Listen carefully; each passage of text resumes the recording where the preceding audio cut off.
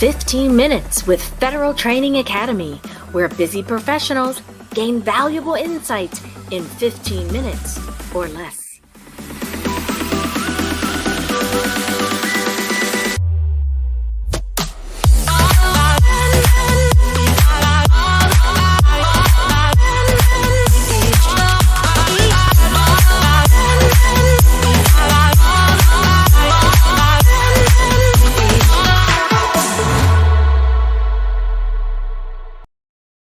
Hello, everyone, and welcome to 15 Minutes with Federal Training Academy. I am thrilled to share this topic of Juneteenth with Dr. Nikita Harris.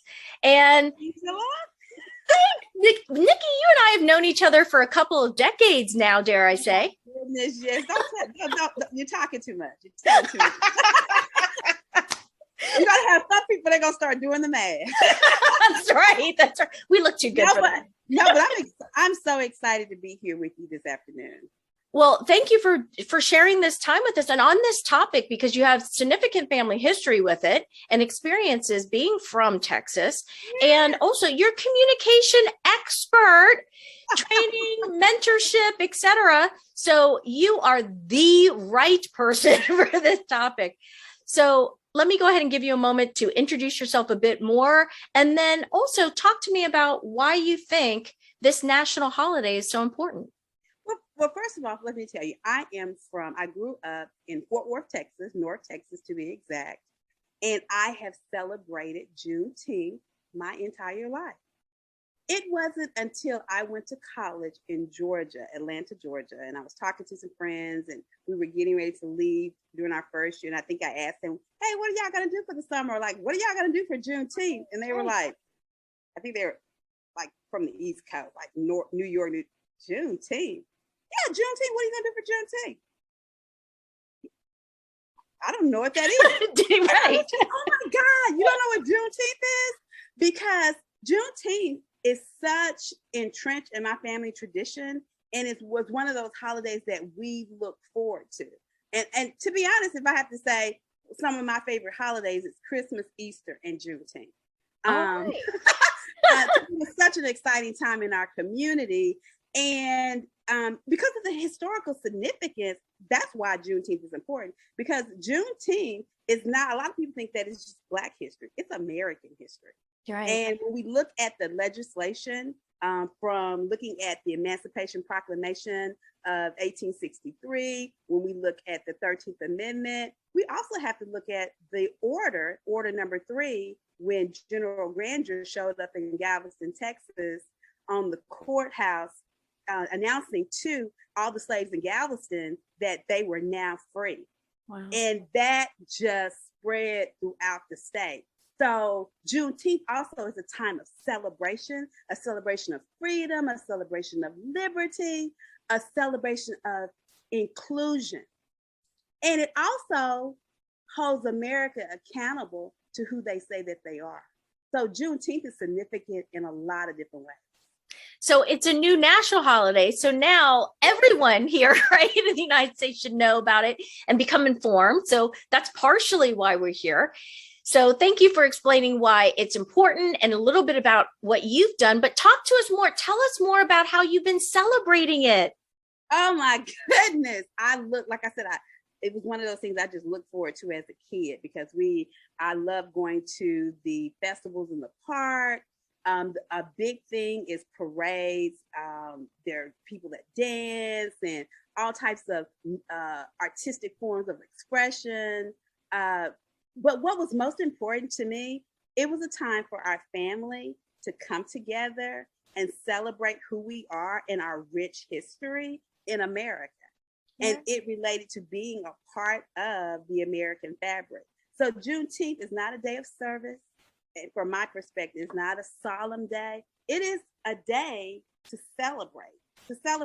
So food is a big tradition for Juneteenth. I love to tell people this story. When I was living in Georgia, Big Red, have you ever had a Big Red soda? No, I haven't. That's a kind of regional Texas red soda. All right. And we cheer wine here in North Carolina. like to drink red items because it signifies the blood that was shed for freedom. Oh. And so I grew up drinking Big Red soda, and I remember when Big Red was first distributed in Georgia, and I was walking into the gas station getting some gas, and a big red truck drove up, and I got so ecstatic, and I was telling my friends, they're selling Big Red in Georgia, and they were like, what is Big Red? But when I think about that, Big Red was a big part of our Juneteenth celebration because of the significance of the red soda. So there's a lot of different traditions, rituals around how to celebrate Juneteenth and the different things that we've done historically. So how do you recommend that we all celebrate together? I'm so glad you asked that because I get asked that question so much, especially from my friends, my non-Black friends and colleagues. Right. Is this okay celebration for me? How do I celebrate? I don't want to appropriate the holiday. Juneteenth, Biden signed this in law to make it a federal national holiday for America, because it's a part of American history. And so I tell people, look in your local community, see if there's a Juneteenth festival being held this year. I mean, I think they probably quadrupled since it was signed into law to become a national holiday. And if you don't have any in your community, I would suggest that start a Juneteenth celebration. How awesome. You know, one thing that you can do, support organizations and causes that are really focused on creating equity and inclusion and access for different marginalized populations, for different groups that are disadvantaged historically. And then it's the third thing, but it's really the most important thing. Educate yourself about Juneteenth and take it upon yourself to educate others, because it is a national holiday and it's such a significant part of our American history. And so thank you for being here to tell us, right? To educate us. Yeah. I'm one of the people texting you. Is this all right? And that's what I love about you, Angela. You are always willing to grow and learn. You know, I've known you for 20 years, and I mean, that is just like one of the characteristics I just love about you. You're very open. You're such a good listener. And see, bringing a topic like this into the workplace, talking about Juneteenth, I'm just ecstatic. Well, thank you for transitioning us to the third question, or at least a really important question, because as I've been talking to some leaders in the federal government, what the feedback that I've received is, with good intentions, individuals are afraid to talk about Juneteenth along with other diversity, equity, inclusion, accessibility, and belongingness, those topics. They're sensitive and they're afraid. And so because they're afraid, they ignore it or avoid it. They act like it's not an important piece of the workplace. But the result of that is, and I understand good intentions, they don't want to offend anyone. I get it. The result, though, is there's an entire community of people of color who feel isolated. Yeah, we don't talk about those. Yeah, we have to talk about these issues. Yes, they are. This is difficult work. It's hard work. It is. But you know, we're thinking about our future, and you know, oftentimes I think about as it relates to, I think about my conversations I had with my grandparents talking about the answer. I have to tie this back to Juneteenth. There are a lot of things that they did from 1865 to 1965 to prepare that I can sit here and talk with you and have a conversation with you, and that I can be educated and have a PhD and work in all these fantastic environments. So you got to think about what type of legacy we want to build. And so in order to do that, and in order to have progress, just in the short term, but in the long term, we have to have difficult conversations. And to be honest, Angela, Juneteenth is a perfect time to start those conversations, because we can just talk about what Juneteenth, the significance of it. It's about equity. It's about, you know, the saying that goes, nobody's free till everyone is free. And I think when we're looking at issues such as DEIA and B, we can say that this holiday rests upon the tenets of inclusion, acceptance. But one of the things I think too, we got to look at, there were policies in place, there were laws, legislation that was passed down, and oftentimes we still have a situation where things have not been met. So it gives us an opportunity to look at what we need to do, but also I think those environments and those leaders need to say, hey, what have we done? And what have we, where we make progress, and celebrate.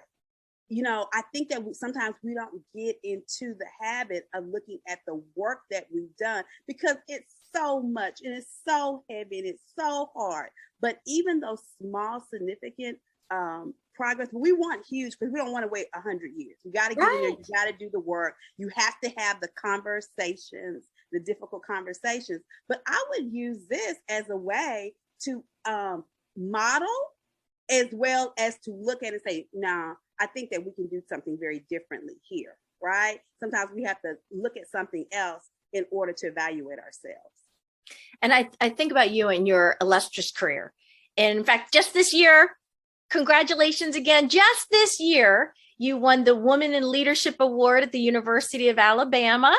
Yes, Roll Tide. The Women's Servant Leadership. And that was given to me by the women's basketball coach, Kathy Curry. I was shocked. Especially because sometimes, we've been in a virtual environment, and, you think that you got to sometimes be in these physical spaces with people, but you can lead in any way. You lead virtually. You can, you can lead behind. You don't always have to be up in the front. And so I was excited about that, and shocked. So I wasn't shocked. I was just thrilled. I was thrilled for you, but I wasn't shocked. Thank you. Thank you so well much. earned, well deserved. So when I think about you as a leader, giving advice to other leaders, and especially those in the federal government, because that's where we focus here at Federal Training County. So how would you recommend that they open the topic? So Juneteenth, we're going to celebrate as a national holiday on Monday, but now we have this is the opportunity, this entire week, we can take the opportunity as leaders to open up those sensitive topics, the DEIA topics, and do it well. So how do you recommend, what's your advice from leader to leader? What should we be saying and doing this week? Are you talking about in relationship to the national holiday, right? Absolutely. I think having conversations around the significance of the holiday, what the holiday means, how it relates today, can take you places you never thought you would go. All right. And then start to think about it as it relates to your workplace environment. But you don't have to always address issues just directly head on in terms of the topic, but use conversations or use topics to get you there. Because oftentimes you got to create an environment where people feel safe, right? Yes, that's psychological the first thing safety. you have to do, is to feel safe. Also, I'm gonna have to say this. I'm a big follower of the 4 agreements, and don't take anything personal. Sometimes we have leaders that are so sensitive, and then also we have to look at the members of the organizations as well. We're here to grow, we're here to learn, and we have to be empathetic towards one another, because that's how we're going to get real progress. And we're constantly learning from each other, but we can't stop the conversations out of fear. We cannot. We have to find creative ways to engage and pull people in, but we have to create a safe environment for that. And that's why I think it's so important to hear your story, because when people hear your story and they get to know you, and then they are more engaged. Yes. It's a fascinating topic, and it doesn't have to be, like you had just said, it doesn't have to be so heavy. Yes. It can be something that we actually celebrate. So rather than leading up to the holiday, this piece is going to air on the holiday itself. And hopefully this mentality, and the mentality will be, what can we do with this information now? And how do we pull it? I want to stretch this beyond a day. Let's stretch it as much, as far as we can. Angela, let me tell you, last year I had the opportunity to interview the grandmother, who we know, the grandmother of Juneteenth, Miss Opal Lee. And I interviewed her 3 weeks before Biden signed the holiday into law, right? Mm-hmm. And then I interviewed her a couple of weeks ago. So afterwards, so I'm just ecstatic. So when the bill, when it became a national holiday, I said, if I could just talk to her and have another conversation with her to see how she is thinking about everything. But in my last, in the first and the second interview, she talked about Juneteenth should not be just one day that we celebrate, right? And her recommendation is that we extend the celebration from June 19th leading up to July the 7th. Oh, yeah. 7th. Okay. 4th. No, July the 4th. Okay. All right. Let's do it. I think I have July the 7th. I'm planning a birthday party on that day. Well, let's end on that. Let's end on it and give everyone, that's the call to action, everyone. So use that opportunity. How are we going to stretch it? Yeah. You know, do things, do fun things. Have, you know, move forward through action, empathy, and celebration. I think that's what Opal Lee wants us to do. Thank you very much. I appreciate you being here, Nikki. Thank you. Dr. Nikita Harris. I'll put up all the links to your sites. If you want to find out more information about Dr. Harris, please do take a look at federaltrainingacademy.com. And also, she's listed as one of our key partners. So thank you very much. Thank you, Angela, for having me here this afternoon. Thank you. Happy Juneteenth. Happy Juneteenth.